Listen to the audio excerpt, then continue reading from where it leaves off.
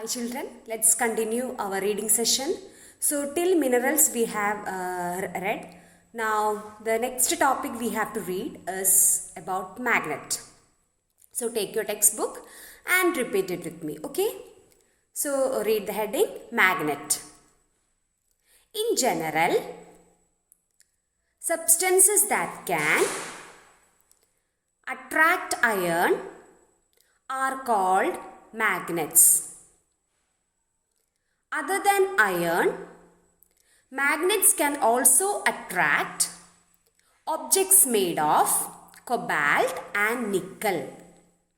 So children, magnets can attract metals like iron, cobalt and nickel. Okay. There are two types of magnets, natural and man-made magnets. Natural magnets are found in nature. For example, magnetite. It is believed to have been discovered by a Greek shepherd named Magnus. Man-made magnets are made by man, generally from iron, nickel or cobalt. Magnets come in different shapes and sizes. All magnets have two ends called the North Pole and the South Pole. The North Pole is marked as N and South Pole as S on a man-made magnet. Okay, we shall move to the next page. Okay, uses of minerals. We use various minerals in different forms in our daily life. Some of them are given below.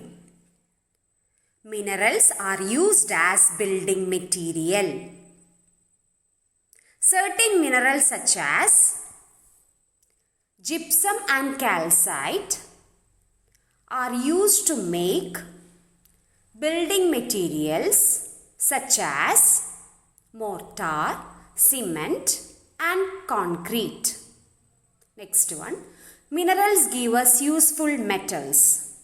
Several minerals or groups of minerals are rich in metals.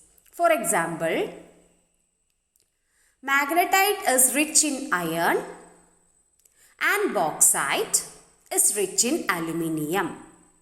Such minerals are called ores. These ores are used for extracting metals which are further used for making utensils, machine parts, electric wires, coaches of trains and airplanes. Precious metals such as gold, silver and platinum are used for making ornaments and jewelry. Next one. Minerals are used as gemstones. Several attractive minerals such as diamond, ruby, emerald, sapphire and topaz are used as gemstones. These minerals are found in the form of crystals. When polished, they appear beautiful and shiny. Hence, they are used in making jewelry. Next, minerals serve as fertilizers. Some minerals such as sulfates and nitrates are used as fertilizers to the soil. Fertilizers help plants to grow better. Rock salt, chalk and talcum powder are obtained from minerals too.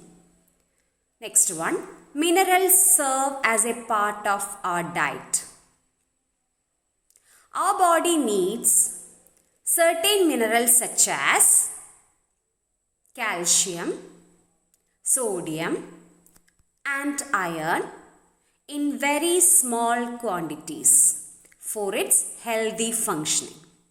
Next topic, coal and petroleum.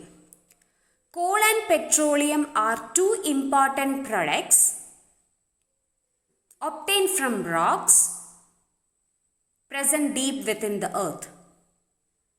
Coal is usually found in layers. It is formed from dead plant matter buried under great pressure over millions of years. Hence, it is known as a fossil fuel. Okay, children, next page. Coal is extracted from the ground by coal mining.